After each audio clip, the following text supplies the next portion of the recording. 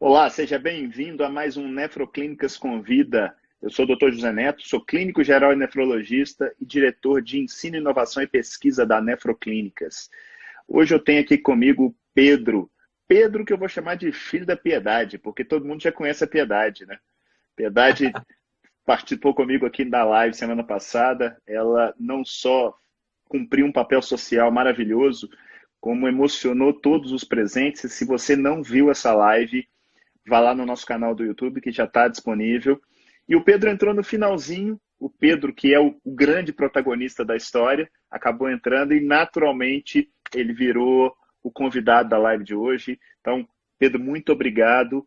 É um prazer ter você aqui comigo. Eu queria que você se apresentasse. Quem é o Pedro, de onde o Pedro vem, para depois a gente entrar na história do Pedro doente renal crônico. Bom, meu nome é Pedro, né? Assim que você falou aí, e eu tenho 34 anos. A minha história começou com relação a essa questão renal. Eu tinha 24 para 25 e sou engenheiro civil, adoro esportes, venho de uma família, mais dois irmãos, eu sou o irmão do meio. Minha mãe fala que eu vim para dar uma sacudida na casa. A gente eu venho de uma família super unida, uma família muito resiliente. E tive o privilégio, eu falo que é um privilégio, não desejo para ninguém, obviamente, mas eu tive o privilégio de passar por esse problema renal que transformou a minha vida, me trouxe tantas coisas maravilhosas. E foram 7 anos de luta e vamos que vamos. É isso aí. Mais ou menos esse é o Pedro aí. Show de bola. Pedrão, antes de a gente entrar na história, eu queria aproveitar duas coisas que você falou. Você vem de uma família que quem já acompanhou aqui desde a semana passada, uma família espiritualizada, muito unida, que eu acho que inclusive o episódio uniu ainda mais. Mas você comentou, olha, sou engenheiro e gosto muito de esporte. E a primeira coisa que a pessoa com problema renal, um problema renal mais grave, vem na cabeça é: minha vida acabou. Eu não posso mais fazer esporte, eu não posso mais viajar, eu não posso mais ter família. Como é que você viu isso em algum momento? Você teve essa sensação ou não? Desde sempre você falou, não, peraí, toca a vida que ela segue e eu vou dar a volta por cima. No início, até brinquei na semana passada, eu era, assim, a notícia, ela veio, eu era muito novo, assim, né, muito jovem, então eu não tinha muita noção do que era uma doença renal. Tanto que eu te falei, né, que quando eles me reviraram de cabeça abaixo, eu falei, pô, eu acho que eu tô com câncer, porque o que doía muito era a minha cabeça, o meu sintoma era a dor de cabeça, muito forte. E eu urinava na época, então assim, eu não tinha tanto inchaço, eu tinha alguns inchaços, mas que me incomodavam tanto, já tinha ter feito uma pesquisa sobre isso. Então, quando veio a notícia, falou, você tá com um problema no rim. Aí eu falei, pô, sensacional, graças a Deus tá só... Tá ótimo, né? Exatamente, pô, não tenho nem a menor ideia que o rim é um órgão vital, ou que ia me trazer qualquer tipo de problema na minha vida. Eu falei, não, rapidinho eu mato essa questão do rim aqui e vida que segue. Boa. Então, assim, no início eu não tinha muito essa noção, sabe? Eu tava tentando reconhecer primeiro o que estava acontecendo comigo, para eu poder te dar essa resposta assim, pô, agora eu não vou fazer mais esporte e tal. E uma das primeiras coisas que eu perguntei, porque eu jogava muita bola na época, o esporte que eu sempre amei era futebol, e eu perguntei logo de cara, eu vou voltar a jogar bola? Perguntei pro meu médico na época, né? Vou voltar a jogar bola? E aí ele falou, cara, aí deu, sabe, deu umas respostas evasivas, vai depender, que não sei o que e tal, enfim. E o meu irmão era médico, é médico, né? Meu irmão é médico. Então, e eu sou muito próximo do meu irmão, então ele começou assim a me falar um pouco sobre o que era a doença renal, o que era o rim, o que ele fazia, como é que funcionava e tal. E aí que eu comecei a cair um pouco dentro do universo renal, assim, né, do doente renal, para poder realmente ter uma opinião formada a respeito de se eu ia fazer esporte ou não. Resumindo a história, né, eu comecei a ler, na época eu li um livro, o meu processo ali do meu primeiro transplante foi muito rápido, não deu tempo nem muito de sofrer e tal. Mas com relação à questão do esporte, cara, assim, eu sempre batalhei para fazer esporte. E o doutor Fernando, que é o meu médico hoje, ele sempre me ajudou com essa questão. Eu perguntava para ele, a gente olhava os nossos índices e tal, para ver o que tá. Ele falou, ó, nesse momento você não pode forçar tanto. Que eu sempre falava com ele, cara, eu sou competitivo, se eu for jogar tênis, eu quero campeonato. E, entendeu? Então eu sempre perguntava muito essas coisas para ele. Eu nunca gostei muito de malhar e tal, mas ele falava que eu tinha que malhar para poder reforçar a musculação e tal. Mas respondendo a pergunta de forma prática, cara, assim, no início eu tentei entender se eu poderia fazer esporte ou não, mas fato é que, mesmo em tempo de diálise, eu nunca deixei de fazer esporte. E me lembro, antes de fazer meu último transplante, um pouco antes, em janeiro, a gente já estava eleito assim, para o transplante, a gente estava a caminho para o transplante, a gente transplantou em julho, há 3 anos atrás. Mas antes do último transplante, eu fazia diálise peritoneal e eu disputei um campeonato de dupla de tênis, cheguei na semifinal.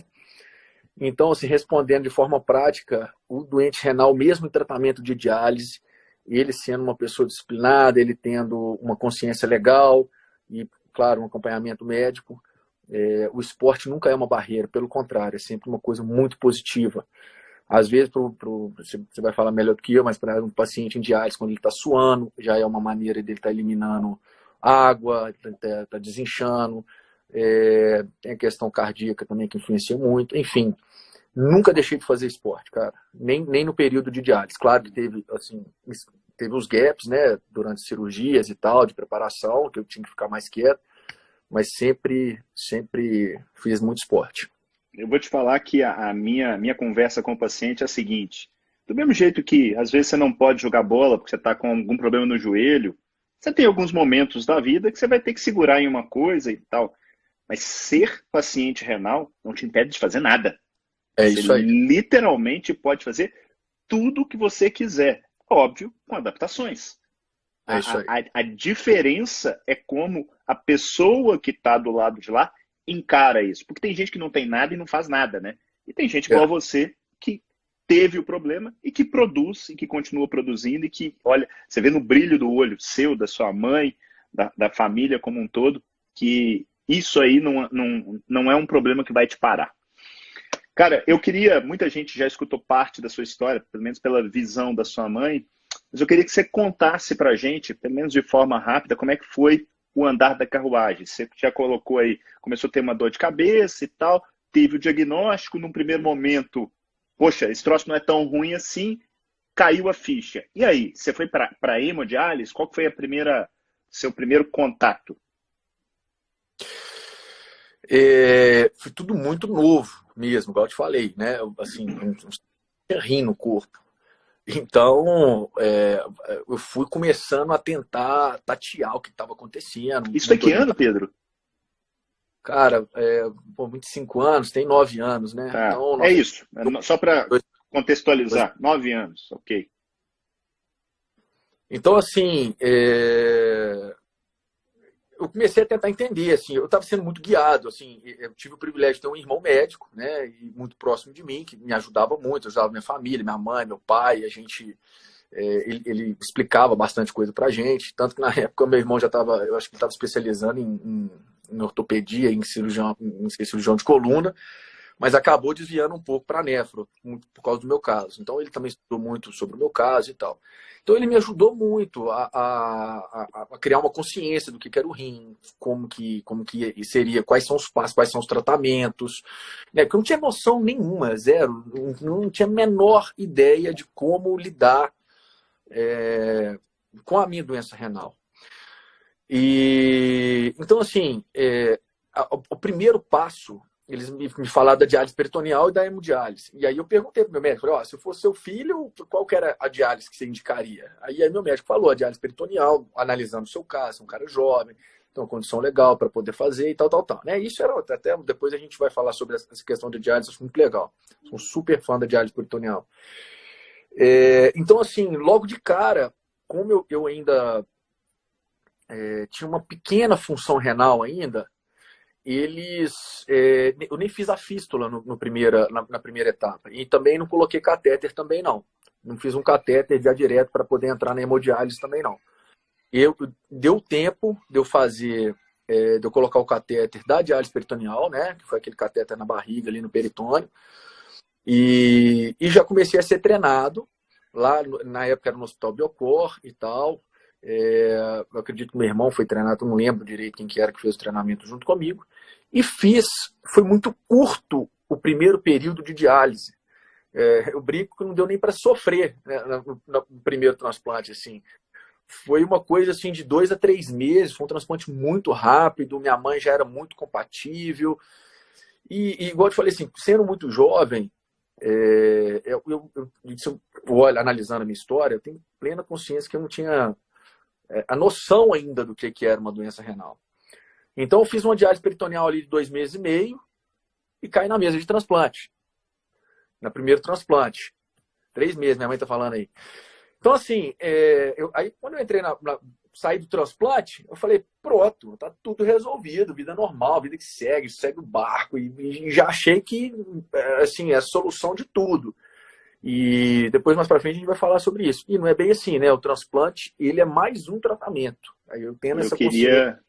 Eu queria até aproveitar, tem muita gente, muitos leigos nos acompanhando, e eu vejo de uma certa maneira as pessoas brigando, tipo assim, o transplante é melhor que a diálise peritoneal, que é melhor que a hemodiálise, ou vice-versa e tal. A gente tem que enxergar como 3 opções que jogam no mesmo time. Então, isso aí. Em determinado momento, um ou outro tratamento vai ser melhor para aquela pessoa que está ali. Essa individualização é que vai acabar fazendo a diferença. Né? Então, naquele primeiro momento, a diálise peritoneal entrou, depois entrou o transplante. Pelo que eu entendi, nesses primeiros 3 meses, tratamento tranquilo, sem nenhum tipo de complicação maior e tal, a coisa andou de forma tranquila, pelo que eu entendi. Exatamente. Tanto que, assim, eu não consegui criar, nesse período rápido, assim, eu não consegui criar uma consciência ainda. Não deu tempo na minha cabeça. Uhum. A minha cabeça não conseguiu absorver aquela quantidade de informação. Pô, você perdeu os 2 rins, você era normal, estava tudo maravilhoso, e aí, de repente, você cai na diálise peritoneal e passa 3 meses, você já transplanta, que é um negócio assim, tipo, não é simples um transplante, mas você conseguiu o milagre de Deus, aquela coisa maravilhosa e tal. Eu falei, pô, então foi só uma gripe de 3 meses, entendeu? Uma gripe de 3 meses. Mas o buraco era mais embaixo. E assim, tentando resumir a história, aí eu transplantei, aí nos primeiros 6 meses, aquele cuidado, né? Assim, o médico sempre batalhando muito para falar que você está com uma imunidade mais baixa, porque pós-transplante a gente toma os remédios para poder deixar a imunidade do corpo mais baixa. E depois a gente continua tomando os remédios também. Então, assim, eu fui adaptando, passou 6 meses, pô, minha creatinina estava 0,9. Eu tinha, assim, mais ou menos uma base. Pedro, você tem que manter a sua ureia em tanto, seu potássio em tanto, sua creatinina em tanto, e vida que segue. E aí, minha creatinina 0,9, potássio em não sei quanto, lá na época devia ser 36, potássio menos, ureia 36, potássio menos de 5, sei lá. Ou seja, tudo normal. Tava maravilhoso. Eu ainda falo a brincar, pô, agora tô melhor do que os 2 rins antes. Agora eu tô com esse rim, agora maravilhoso. E aí eu fiz uma viagem pro Rio de Janeiro.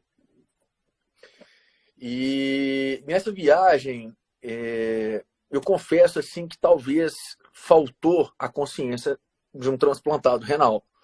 Talvez eu coloquei o pé no chão alguma hora, pé na areia direto, sabe, assim, sem preocupar muito com a minha imunidade. E aí eu voltei dessa viagem, passou uma semana, eu já estava assim meio esquisito, aí me deu uma febre e eu já estava querendo trocar de médico na época, porque o meu outro médico, assim, eu acho que essa questão de relação paciente e médico é muito pessoal, é de cada um. E eu precisava, talvez, de uma pessoa mais... que queria me ajudar melhor na minha cabeça, me dar uma orientação melhor. Isso, assim, até meus pais me orientando, meu irmão, porque eu realmente não focava muito nisso. talvez eu bloqueava um pouco essa questão de ser doente renal. Porque eu falava assim, pô, eu não sou um doente renal. Eu tive um problema no rim, com 3 meses eu estava maravilhoso, já estava ótimo, e vida que segue e tal. Né? Então eu bloqueava um pouco isso no meu consciente. Muito jovem ainda, ali eu ainda devia ter 26 para 27 anos, quando começou a acontecer esses problemas. E aí eu adoeci muito rápido. Foi muito rápido. Em pouco tempo, eu não lembro exatamente a minha linha do tempo na minha cabeça, eu não sei exatamente como é que foi, mas aí eu estava com o rim da minha mãe, adoeci muito rápido, uma febre, não sei o quê, e aí começaram a pesquisar meu caso, começaram a entender o que estava acontecendo comigo. E nisso eu lembro assim de começar a ter algumas alucinações. E aí eu perco um pouco assim minha linha do tempo nessa época, que eu não consigo lembrar direito. E a doença progrediu muito rápido. Aí eu já comecei a perder um monte de coisa. Começou a dar um monte de problema na minha parte neurológica, na minha parte renal também. Você teve o quê? Uma meningoencefalite. Foi uma toxoplasmose que eles acharam, assim, no início, que eles estavam muito assim, focados. Eles acharam que foi uma toxoplasmose que evoluiu para uma meningoencefalite. Tá. Deixa eu até fazer uma parte aqui para o pessoal. Pode. 2 coisas que eu acho importante. Primeiro, isso é muito comum, Pedro, isso que você está descrevendo, da pessoa transplantar e ela se sentir curada. E é muito importante, isso é o papel da equipe de saúde, trazer a pessoa para o chão e falar assim, você está tratada com um transplante. Por quê? Eu vejo com frequência as pessoas, por exemplo, deixando de tomar, às vezes, imunossupressor, porque ela acha que ela está curada. Ela está tão bem, que ela deixa de tomar o remédio. E o imunossupressor, para quem nunca ouviu falar, é aquele remédio que diminui a possibilidade da rejeição, não zera, mas diminui, mas abre portas, por exemplo, para infecção, para neoplasias. É a balança que a gente anda o tempo inteiro.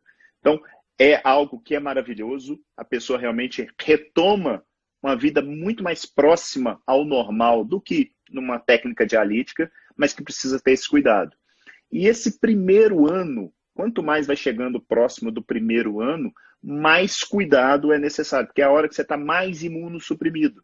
E é onde você está aberto aí a algumas infecções. No seu caso, e são infecções normalmente não são tão comuns quanto aquelas que a gente vê no dia a dia. Você teve, no caso, aí uma meningoencefalite, que é uma infecção do sistema nervoso central. No caso aí, parece que o agente foi a toxoplasmose. Mas, beleza, eu acho que é só para posicionar para o pessoal. E aí, você ficou muito tempo internado, teve que tratar, perdeu o enxerto de cara, como é que foi? Então, igual eu te falei, assim, essa linha do tempo exatamente do hospital, assim, eu não lembro direito, porque eu perdi um pouco da minha consciência e tal. O ápice disso tudo, dessa doença da meningoencefalite, foi quando eu já estava internado, já tinha algum tempo, né? Eles estavam lá batalhando, olhando, aí meu irmão chamou um infectologista, o doutor Fernando já estava no meio da confusão, e foi um monte de coisa acontecendo ao mesmo tempo. E foi muito difícil diagnosticar a doença, porque a evolução foi muito rápida, entendeu? E não sabia direito o que estava acontecendo. E como eu também não conseguia responder muito bem, e quando eles me perguntavam, então ficava mais difícil, né? Tipo, o que aconteceu, quando que aconteceu, o que se sentiu, e eu não, sabe? E aí eu lembro, assim, o ápice disso tudo foi quando eu tive uma convulsão. Eu estava no quarto e meu pai, foi talvez assim, o dia mais difícil de todos esses 7 anos, que eu tive um leve momento ali que eu estava, quando eu tive a convulsão, eu estava percebendo que eu estava tendo a convulsão, eu estava com a consciência do que estava acontecendo. Eu só dei um grito, falei, pai, ele estava do meu lado dormindo, são as 2 horas da manhã, e aí eu apaguei. Nesse momento, assim, foi o momento mais perto da morte, que eu acho que depois a gente pode até falar isso, sobre essa questão de enfrentar a morte e a vida e tudo isso aí, que também é legal de falar. Então, assim, aí eu apaguei, acordei no CTI, daí eu não lembro. Aí meu irmão que me conta, que meu irmão, como ele era médico, ele podia ficar dentro do CTI. Ele fala que quando eu acordei no CTI, ele falou assim, ô Pedro, você sabe onde você tá? Aí eu falei assim, Tô no estacionamento do BH Shopping. Fazia muita obra com meu pai em shopping, né? Como engenheiro, a gente faz obra em shopping. Eu falei com ele, André, tô no estacionamento do BH Shopping. E foi um período assim que eu não lembro direito, o tempo no CTI, foram alguns bons dias lá. Aí eu fui me dando conta de onde que eu estava, fui retomando a minha consciência. Eles começaram a dar bombas de antibiótico, né? Tratando ali com muito antibiótico, porque eles optaram assim, cara, vamos salvar o Pedro, se tiver que perder o enxerto, perde, né? Que eu acho que depois você pode até fazer um parênteses. A partir do momento que você dá o antibiótico, você aumenta a quantidade de anticorpos, de reagentes dentro do seu corpo para combater uma doença, e automaticamente a tendência é que eles combatam também o rim transplantado. Na realidade, você tem duas questões. Normalmente, quando a infecção é grave, você reduz a imunossupressão, justamente pensando em salvar a vida. Né? Então, você tira parte da imunossupressão e, normalmente, não necessariamente a pessoa vai perder o órgão por causa disso, porque o corpo está tão preocupado em combater a infecção que, às vezes, ele deixa o órgão quieto e não acontece nada. E, às vezes, a complicação é pela própria infecção, per si mesmo, e não necessariamente por essa redução da imunossupressão. E, em algumas situações, certos medicamentos, não necessariamente o antibiótico, mas alguns medicamentos que podem ser importantes naquele caso, eles podem ser potencialmente nefrotóxicos, ou seja, ele tem na balança uma grande capacidade de, por exemplo, matar o toxoplasma, mas ele pode ter algum grau de lesão renal. Isso não é infrequente. Então, você fica entre a cruz e a caldeirinha normalmente, mas sempre prioriza-se a vida, em detrimento do enxerto. É óbvio que se der para salvar os dois, melhor. Mas, então, a lógica é essa aí.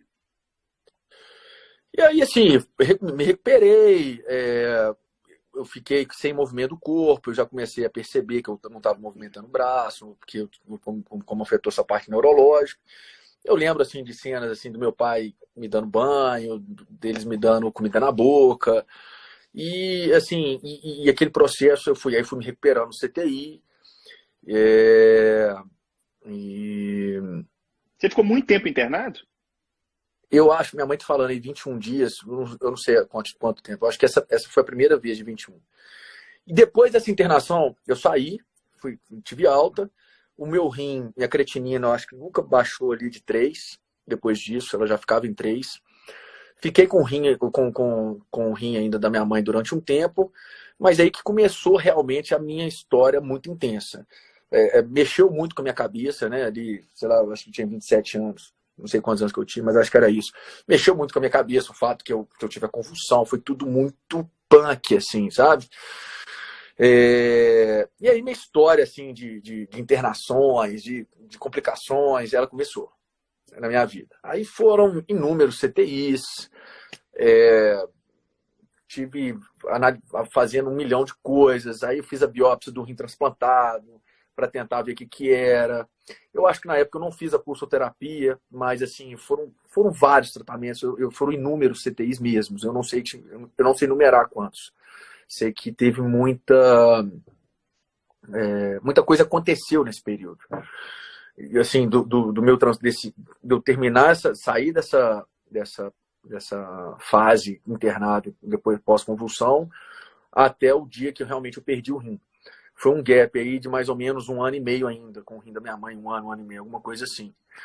Então, aí começou essa questão da rejeição, começou a acontecer, até com um tempo, assim, eu lembro que eu fiquei muito mal. Aí foi a época, assim, que eu fiquei mais mal, porque eu não aguentava mais ir para o hospital, não aguentava mais ir para a CTI, não aguentava mais tentar, sabe, aquela luta constante para manter o rim, aquele medo no coração. E aí que eu fui conscientizando o que era uma doença renal. E aí eu fui lendo muito, aí eu comecei a me interessar mais, eu comecei a querer, sabe, buscar força, comecei a ler de tudo, o Dr. Fernando entrou nessa época na minha vida aí também, foi assim, muito importante para mim nessa época. Aí até que tomar uma decisão de fazer a transplantectomia, que é retirar o rim transplantado da minha mãe. Nós tomamos essa decisão depois assim do meu corpo estar completamente desequilibrado, completamente, sabe? Eu estava, a minha pressão subia e descia demais. Eu tinha meus índices, meu fósforo, eu lembro que estava assim altíssimo. Eu tinha coceira no corpo demais. E aí a gente já entrou, aí que eu comecei a colocar o catéter. Eu fui me preparar para a transplantectomia. O doutor Fernando falou, olha, nós temos que assumir que nós perdemos o rim e nós temos agora que preparar para cuidar de você. No primeiro passo, você não vai pensar em novo transplante, você não vai pensar em nada. Ele foi me conscientizando de um passo cada vez, que foi a questão dos tratamentos, inclusive. Né? Que aí depois que eu tive a consciência que o rim transplantado é mais um tratamento, é uma das opções que a gente tem como doente renal. E aí eu fiz a transplantectomia. Deixa eu dar um passo atrás, Pedro, só para aproveitar. Esse momento que você traça na sua história, um momento extremamente complicado, você comentou lá no início que você viu a morte de perto. O que você pensava nesse período a respeito de morte, a respeito de fé? Eu tenho visto muita gente, eu percebo a fé no discurso, tanto da sua mãe como no seu discurso. Como é que isso caminhou na sua vida e qual que é a mensagem que você passa para alguém que às vezes está vivendo essa mesma situação agora que você viveu? Todo mundo tem noção da morte, né? Todo mundo sabe que vai morrer. Vou morrer. Todo mundo sabe que vai morrer. Mas é um negócio assim que eu acho que todas as pessoas bloqueiam isso da mente, né? Deixam isso aqui de lado, assim, não, eu vou morrer, mas é no futuro, eu não vou nem pensar nisso agora, vou preocupar com isso agora. Então a gente, de alguma maneira, acho que a nossa mente ela trabalha para não ficar pensando muito na morte. E quando você passa por algum tipo de doença, seja ela qual for, né, câncer, doença renal, doença cardíaca, doença no fígado, no pâncreas, diabetes, etc., que você tem experiências assim, você vê que a morte ela está ali do seu lado, é uma coisa que ela está no seu dia a dia, né? Então isso te faz repensar muito a vida, né? Ela muda muito o sentido da vida, os valores que você tem dentro do seu coração. Então, assim, eu como jovem, por exemplo, a gente tem aquele objetivo de vida, de ter uma carreira, né, de criar uma carreira, de ter família, de ter isso, de ter aquilo, e conquistar aquilo outro. E na hora que você tá ali naquele momento do leito ali, cara, assim, você vê que muito disso que você tinha no seu coração de conquistar não faz diferença nenhuma naquele momento ali. Então, isso dá uma girada de 180 graus na sua cabeça. Você fala, peraí, qual que é o sentido dessa vida? Como é que eu posso trabalhar? O que eu posso deixar para alguém? E de tudo que eu tenho no meu coração, que eu aprendi sobre essa questão da morte, é que, primeira coisa, a questão da fé. A gente, aqui em casa, a gente tem uma coisa muito importante para a gente. Eu acho que a fé, para todos os pacientes, ela que traz muita esperança. É crer em algo mais. É crer que tem uma coisa melhor preparada para nós, né? E a gente crê isso através de Cristo. Isso, para mim, fez muita diferença. E a segunda questão de entender, dentro dessa filosofia que eu comecei que fez muita diferença dentro da minha vida, que o maior valor, assim, eu estudei muito, eu li já coisas sobre espiritismo, sobre outras religiões, outras figuras que são consideradas exemplos, que a gente tem como exemplo também, mas assim, o que mais fez sentido para mim é que uma vida bem vivida é uma vida de uma pessoa que consegue impactar outras pessoas. Eu acho que isso é uma coisa eterna. Então isso fez diferença na minha vida. E eu tive muitas e muitas oportunidades, um dia com calma eu conto algumas, de testemunhar momentos onde eu fui usado dentro do CTI para poder abençoar uma pessoa mais nova do que eu, porque eu já era mais experiente porque eu já estava no meu 15º CTI, então eu pude levar uma experiência para aquela pessoa. Eu tenho vários amigos jovens que passaram pelo transplante e que eu pude que não passaram, uns não conseguiram, outros conseguiram, e que eu pude estar ali presente na vida deles. Isso, para mim, é uma coisa que fez a maior diferença. Então, se eu puder tirar uma lição do fato de o que é uma vida bem vivida, essa é uma vida onde a gente consegue impactar de forma positiva, levar amor, levar esperança, levar algo mais do que simplesmente a gente viver dentro do nosso mundinho, tentando conquistar só o que a gente quer, porque a gente tem essa tendência de ser egoísta, né? Então, assim, isso fez muita diferença para minha vida. E aí eu comecei a enfrentar a morte e a vida de uma maneira mais leve. A morte não ficou tão pesada para mim. E isso fez toda a diferença, no sentido de eu ter confiança e de que a gente não tem controle de nada. Porque realmente a gente não tem controle de nada. A gente acha que tem, mas não tem. Entendeu? E então, assim, eu aprendi a crer e confiar de que a minha vida ela está entregue nas mãos de um Deus que eu considero como meu pai. E com isso, eu vou sendo levado até o dia que realmente não fizer mais sentido eu estar vivendo. Então, eu creio que todos nós que temos a oportunidade de viver, enquanto a gente está aqui, enquanto Deus permitiu que a gente está aqui, é porque a gente tem algo para a gente poder levar para alguém. É mais ou menos por aí. Eu sou um cara muito espiritualizado também, eu acredito em Cristo e estou contigo nessa, mas eu acho que, independente, você pode ter um ateu do seu lado, mas isso pode ser resumido também sob a forma de propósito, né? Isso. De ter um motivo para viver. Você pode se agarrar em Cristo, na sua família, em querer construir. É que hoje e todo dia que você acordar, vale a pena ser vivido. Né? Eu vejo tanta gente que... Eu costumo dizer muito assim, ó, viver não é ter um coração batendo. Isso é muito, muito... Eu acredito muito nisso. Não basta a gente estar debaixo entre o céu e a terra e acreditar que isso é viver. Então, viver intensamente e viver com essa busca do servir. É impressionante que as pessoas falam assim, não, esse negócio de servir, isso é balela e tal. Você fica melhor. Eu falo que o servir é quase ser egoísta, porque eu fico melhor quando eu me coloco nessa posição. Parece uma coisa altruísta, né? É impressionante, Pedro. Mas assim, eu acho que é importante porque tem muita gente nos acompanhando, muita gente vai ver esse vídeo depois e mostrar que é possível na situação. Porque muita gente olha o Pedro agora, não, tá super bem, tá tranquilo, trabalha, tá... Passou, comeu pão que o diabo amassou também. Passou muito aperto. E o que ele fez? Seguiu, né? Um dia após o outro, um dia após o outro. E aprendendo com a dificuldade, né? E não simplesmente culpando, não, porque está acontecendo, por que comigo? Por que isso? Não, realmente a sua história, não só a sua, né? A história da sua família é inspiradora. Beleza, aí aconteceu transplantectomia, e aí contextualizando a turma, essa cirurgia tem um grande amigo, que é o Dr. Denilson, que é cirurgião, urologista, cirurgião do transplante. Foi ele que fez a minha. Denilson me fala uma coisa que é o seguinte, é a cirurgia mais complicada que ele faz de todas, só para vocês terem ideia do que é uma transplantectomia.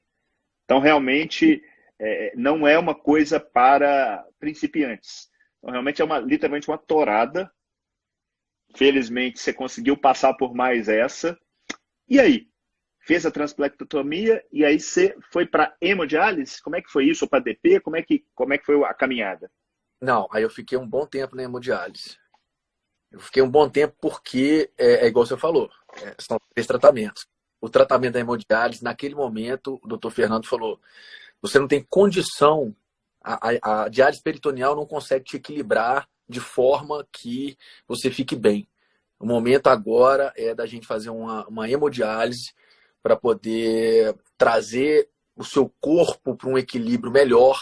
E depois, até porque é o seguinte, eu ainda tinha, todas as cirurgias são na barriga, tanto a de colocar o catéter de diálise peritoneal, quanto a transplantectomia, quanto o transplante. Então ele falou, cara, nós temos que dar um tempo, tem que cicatrizar um pouco, vamos equilibrar seu corpo. E realmente, assim, essa cirurgia da transplantectomia foi uma cirurgia que a gente teve muito medo, mas é aquilo que eu te falei. Cara, foi um dia que, assim, foram sendo tomadas decisões durante a minha vida, sabe? E uma delas foi essa. Eu falei assim, bom, eu tenho que confiar em Deus. Eu estou nas mãos dos médicos e eu não tenho o que fazer. Não tenho o que fazer. Não tem como mudar a minha história. Se Deus quiser me levar, ele vai levar. Se ele não quiser, eu estou aqui e Deus tem um motivo para eu estar aqui. Vamos tentar achar esse motivo e viver esse motivo da melhor maneira possível. E aí eu fui me encontrando nessas tomadas de decisões. A gente saiu da consulta com o doutor Denilson, eu saí assim, falei, vou morrer. Agora vai. E saímos muito abalados, eu e meu pai. Cara, mas enfim, deu tudo certo, transplantectomia, doutor Denilson, fantástico. Voltei para a hemodiálise, me equilibrei um pouco, passou um tempo. Fez fístula ou você dialisou por catéter? Fístula. Ela aqui, ó. Aqui. Para quem não está acostumado com isso, é por onde o paciente renal crônico faz a hemodiálise. É o acesso definitivo, onde você tem uma veia que é ligada a uma artéria, essa veia fica mais calibrosa, e ali se colocam as duas agulhas por onde se puxa o sangue, passa-se no filtro da máquina e devolve-se para o paciente. E eu vejo muitos pacientes transplantados como você, que olham para a fístula e olham com uma certa raiva para a fístula, um certo... Eu falo, cara, olha para isso aí e fala assim, ó, isso aqui te manteve vivo, isso aqui te deu... Para você estar aqui hoje, isso aqui foi muito útil. Então, eu queria a sua percepção a respeito disso aí também. Cara, eu adorava minha fístula. Eu chamava ela de backup. E eu fazia graça com ela, né, cara? Assim, minha fístula, ela parecia um celular vibrando. Famoso regra 3. Então, assim, eu fui me adaptando a essa história toda. Aí eu já estava assim, nessa época aí, eu já entendia muito bem o meu corpo. Já entendia muito bem a questão renal, já estava muito bem conscientizado pelo doutor Fernando, pelo meu irmão, já tinha lido muita coisa, pesquisava, já tinha muito amigo na área. Então eu já comecei a entender. Então eu falei assim, cara, agora eu vou... Estamos falando de quanto tempo do início do diagnóstico até essa época? Cara, aí uns 3 anos e meio, né? Uns 3 anos e meio, assim, para eu poder realmente ter essa noção. Cair a ficha e entender o que estava acontecendo. Entender exatamente o que era um problema renal. Aí, assim, o que a gente fez? Aí eu fiz tudo. Eu preparei o meu corpo todo. A gente continuou na hemodiálise, eu estava com um catéter numa carótida, daí ele infeccionou, fui para outra. Enquanto eu estava com esse, eu fiz a fístula. Aí eu fui fazendo, fiz acho que durante uns 3, 4 meses hemodiálise, fiz a peritoneal, fiquei mais uns 2, 3 meses na hemodiálise e passei para peritoneal. Nessa época que eu passei para peritoneal, eu já estava assim, muito mais magro e tal, mas eu estava já minha cabeça estava muito boa. Eu já tinha conseguido estabelecer uma forma de viver dentro da minha condição.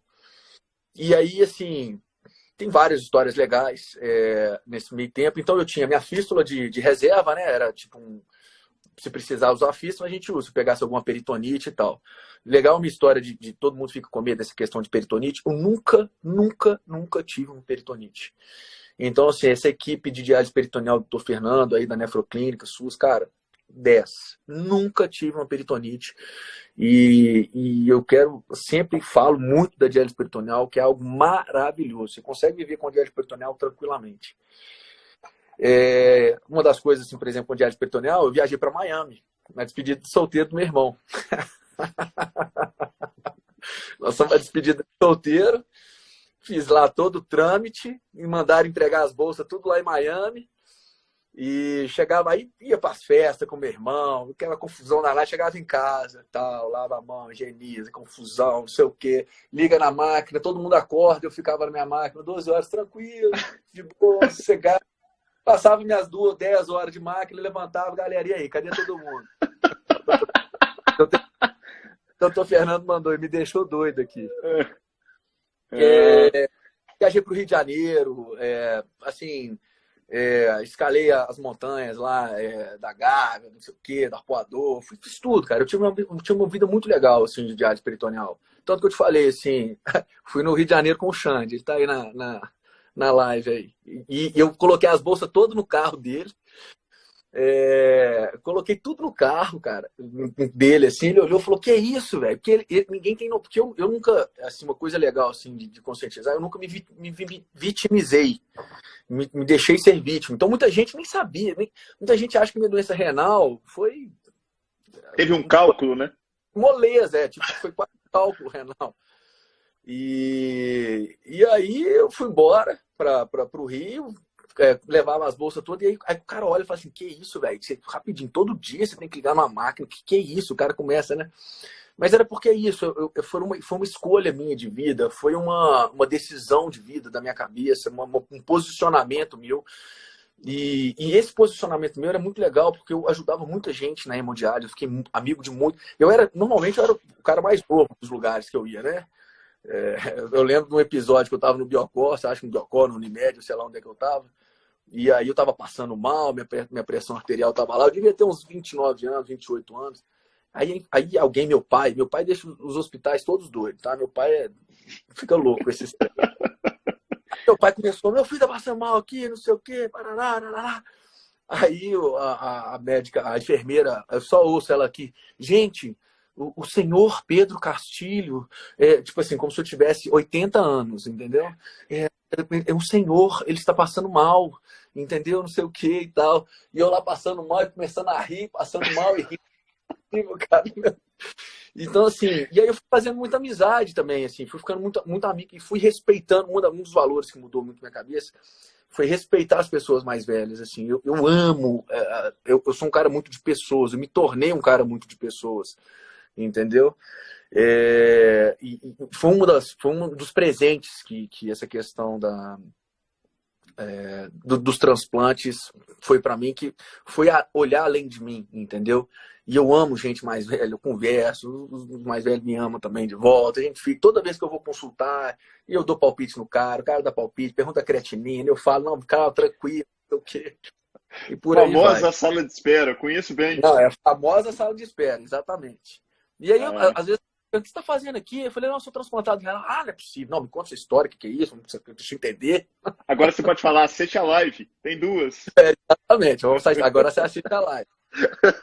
Pô, resumo da história, cara. Diálise peritoneal durante muito tempo. Meu pai, o doutor Fernando falou que tinha uma possibilidade do meu pai ser doador. E aí, cara, ele assumiu isso aí, essa história, essa parte do meu pai é muito legal, assim, de resiliência. Por isso que eu te falei que a gente tem uma família muito resiliente. E isso é muito bom para mim, como paciente. Meu pai se transformou a rotina dele, parou de trabalhar. Então, cara, assim, foi muito legal. E isso você vê isso acontecendo, uma das maiores dores de um paciente renal é você ter que envolver outra pessoa na sua cirurgia. Então isso me machucava, cara, sabe? Mas assim, eu via que minha mãe ficava tão feliz de estar doando o rim para mim, tão maravilhosa, e meu pai, então, depois, que tipo assim, que eu não conseguia pensar direito. Eu também ficava meio bloqueando, porque você fica assim, né? Pô, cara, vai que dá uma complicação lá no meu pai, lá, e tá doando meu rim. Você é pai? Você tem filho? Não, mas sou doido para ter. Quando você tiver, você vai entender. E então, assim, essa história do meu pai é muito legal também. Ele foi um cara muito resiliente, mudou Pedro, muito. eu vou até te falar mais, vou te dar uma dica de leitura. O Fernando está aí assistindo a live e ele é um cara que gosta muito desse autor, que é o Nassim Taleb. Nassim Taleb tem um livro que chama Antifrágil. Eu queria te dizer que sua família, você, seu pai, sua mãe, vocês não são resilientes, vocês são antifrágeis. Qual que é a diferença? Normalmente, quando você pensa uma coisa frágil, qual que é o contrário de frágil? Tem gente que fala que é robusto, né? O robusto você basta e segura. O resiliente é aquele que bate, deforma e volta para a posição normal. O antifrágil é o que melhora. É isso aí. É aquele que toma porrada e ele sai melhor do que ele entrou. Isso não tem exemplo melhor de antifragilidade do que a história sua e da sua família. Então, seu pai, sua mãe, você, seus irmãos, seus amigos, seu núcleo familiar é o exemplo claro da antifragilidade do Nassim Taleb. Parabéns, realmente emocionante escutar isso da forma como você conta. Legal. E assim, eu acho que é um exemplo para todo mundo que tem problema, e não só renal, sabe, Pedro? Porque às vezes a gente faz tempestade com um copo d'água, né? Tá com um probleminha que é desse tamanho, e a gente transforma aquilo ali como, nossa, ai meu Deus, meu. E você traz a coisa de uma forma leve. Então, assim, eu tinha que te interromper, porque agora a gente vai entrar numa fase hollywoodiana, daquele filme que termina bem, porque você foi para um transplante que eu sei que era um transplante de mais alto risco, É. e acabou, felizmente, culminando em sucesso. Eu queria que você. A gente tem aí mais uns 5 minutinhos, eu queria que você passasse, pelo menos de uma maneira superficial, o que aconteceu de lá para cá. Bom, uma coisa que você falou legal aí. O nosso transplante era um transplante de alto risco, tanto que a gente teve que ir para São Paulo. Na época, a imunoglobulina ela não era tão usada aqui, pelo que eu me lembre, né? Então o doutor Fernando falou, olha, para a gente tem um exame que é o painel. Meu painel era muito alto, Deixa eu né? resumir para o pessoal o que é isso. O hipersensibilizado, ele tem uma dificuldade de receber um rim de quem quer que seja. Ele tem tantos anticorpos no corpo que tudo que aparece, ele tem uma probabilidade alta de rejeitar. Então, você faz um preparo e aí a imunoglobulina entra nessa barca. E aí, cara, assim, a gente meio que caiu de paraquedas no Hospital das Clínicas, o doutor Fernando indicou muita gente, aí a pessoa indicou uma médica, a médica indicou outra médica, nós caímos lá no Hospital das Clínicas, que é um negócio, assim, monstruoso de grande, e deu tudo certo, vou resumindo, assim, deu tudo certo, eu tive que ficar um pouco mais, né, o transplantado renal normalmente, um transplantado que dá tudo normal, ele deve sair com o quê? 7 dias pós-transplante? Ele deve... Mais ou menos. Um transplante habitual, sim, uma semaninha. Eu tive uma pequena infecção na urina. Uma das coisas que eu aprendi muito também, assim, legal de falar, que a gente mantendo essa cabeça boa durante esse processo que a gente passa CTI, cirurgia, a gente fica muito sozinho. Então você tem que ter uma cabeça legal para poder passar por essa... Isso foi uma coisa que, assim, eu cresci muito, evoluí muito a minha mente e tudo mais. E me tornei um cara muito paciente. Então, assim, na hora, eu brinco que parece que são dois Pedros, né? É como se eu entrava parecia que, tipo assim, eu entrava numa outra dimensão, quando eu precisava passar pela cirurgia e tudo mais. Então, eu entrava no hospital e falava assim, cara, eu vou ficar aqui até o dia que o médico, eu não vou ficar importunando o médico, vou ficar quieto, tranquilo. E, cara, isso eu fui aprendendo, né? Depois de não sei quantas cirurgias. Então, assim, meu pai tá vindo aqui, ó. Opa! Que beleza! Eu já gostava de você sem te conhecer. Com essa camisa, então, você me conquistou. Belíssima história, viu, Henrique? Assim, realmente é de emocionar. Para quem trabalha na área igual eu estou me sentindo assim. Eu ganhei um presente de poder fazer essa live com vocês. Valeu a pena perder o jogo do Galo. Mas o mais importante que o Pedro está contando aí também, claro que toda a união da família foi muito importante, cada um no seu quadrado, né? Assim, a Piedade, minha esposa, na primeira doação, e com a fé que ela, com as orações dela, junto com a Luísa, minha filha, e o André também muito presente, os dois são muito amigos, da minha família, os meus filhos são muito amigos, mas o André e o Pedro especialmente, o André deu um apoio muito grande também. Eu fiz a minha parte como pai, como o Pedro diz, resiliente, mas eu acho muito importante que o Pedro conseguiu virar isso pela paciência dele, porque não é fácil ficar internado tantas vezes como ele foi. Ele contou o caso aí quando ele teve lá o ataque, como é que chama? A convulsão. A convulsão, eu vi ele morto, na verdade. Eu liguei para o André estava subindo a 0,40 e achou que o Pedro tinha morrido. Também achei que tinha, que ele foi um momento muito terrível, mas ali que foi o começo da cura, então descobriram o que ele tinha. E chegamos lá no momento da doação, então foi o melhor do mundo para mim, quando eu vi que eu acordei com muita dor. Eu dei mais trabalho que ele, falar a verdade. Muito bom. O Pedro não tem igual. Então, eu acho importante a fé, eu acho importante a união da família. Eu acho que Jesus aí foi 100% presente na nossa vida, mas o paciente ajudou. Então, ele deu trabalho, ainda dá trabalho para nós, mas ele é um cara resiliente, é um cara muito paciente. Então, assim, é isso que ele passou naqueles momentos lá.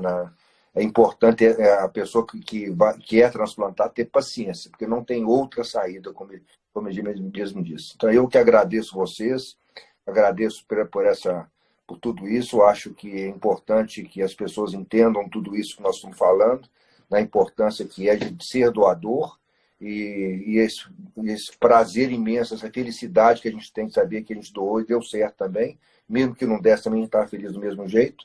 E aí o doutor Fernando, que está nos escutando também, que é realmente um parceiro, um amigo, hoje a gente é amigo, é uma coisa incrível. Eu falo que a minha consulta com ele é mais de psicólogo e paciente psicólogo, né? E agora tá médico na acepção da palavra. Então, gente, obrigado por tudo aí. Vou deixar se fechar aí, tá? Espera aí, eu vou bater uma foto. Aguenta aí. Junta para cá. Deixa eu ver se eu tiro os comentários aqui. Deixa eu ver se eu consigo. Aqui. Junta. Reda para cá, Pedro. Show de bola. Mando para vocês. Quero dar uma palavrinha sobre o Pedro, rapidinho. Uma coisa qualidade. Se o Pedro teve raiva ou revolta. O Pedro nunca reclamou. O Pedro tem gratidão, que é uma coisa assim que é uma arma muito grande para as pessoas, sem murmurar, você ser grato. Esse é o coração do Pedro. É um ambiente propício para Deus abençoar. É a gratidão que o Pedro tem. Ele não murmurou e nem reclamou e nem revoltou. Então, ele aceitou. Teve aceitação. Muito bom, muito bom. Eu que quero agradecer. Eu que estou extremamente grato de ter participado disso. Vocês são iluminados. Sigam nesse caminho, sigam nessa trilha. Deus sempre vai abrir uma nova janela quando ele fecha uma porta. E nitidamente essa história ela deixa muitas marcas, não só para quem está assistindo, para mim que estou vendo, mas para todo mundo que ainda vai ver. Pedrão, família, muito obrigado por tudo. Pedrão, 30 segundinhos aí para você dar o seu tchau. E só uma coisa, essa live daqui a mais ou menos uma semaninha tá lá no nosso canal do YouTube. Já tem o da Piedade lá. Valeu demais, gente. Bom, primeiro, essa questão da gratidão, realmente, que minha mãe falou, isso eu acho uma coisa que, sim, que eu tirei para mim, para minha vida. Isso é para todos nós. Eu acho que a gratidão ela tem um poder enorme para as nossas vidas. Ser grato por pouco, ser grato por acordar, por respirar, por estar com sua família, por coisas assim pequenas.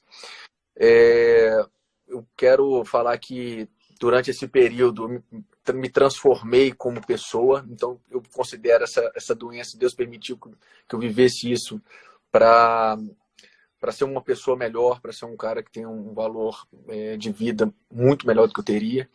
E agradecer família é muito importante, deem valor às suas famílias. Agradecer os meus médicos, o doutor Fernando é um pai para mim aí na medicina. E, cara, assim, hoje, como transplantado renal, falar para todos aí que vão passar, minha vida é maravilhosa e mesmo quando eu era com diálise peritoneal também, a vida é maravilhosa. Se Deus fizer, ele é Deus. Se ele não fizer, ele é Deus também. É verdade. Por último, rapidamente aqui, lembrando o seguinte, quando a pessoa é transplantada, quem está ao lado dele, tentar ajudar o máximo possível. Então, no período que o Pedro estava fazendo o peritoneal, a gente procurava deixar sempre preparado para ele já entrar no quarto, já estava todo preparado, para ele só conectar. É importante para dar mais uma tranquilidade na vida dele. Então, a gente está sempre ajudando ele, a ajudar o transplantado, facilitar um pouco mais a vida dele, porque a vida é pesada, mas graças a Deus a gente tem a vitória. E essa vitória não é nossa, essa vitória é Deus na nossa vida. É de todos, né? Obrigado por tudo. Valeu demais, gente. Está acabando o tempo aqui. Vocês mostraram que o problema pode ser sim a solução. Valeu demais. Fiquem com Deus. Grande abraço. Prazer ter vocês.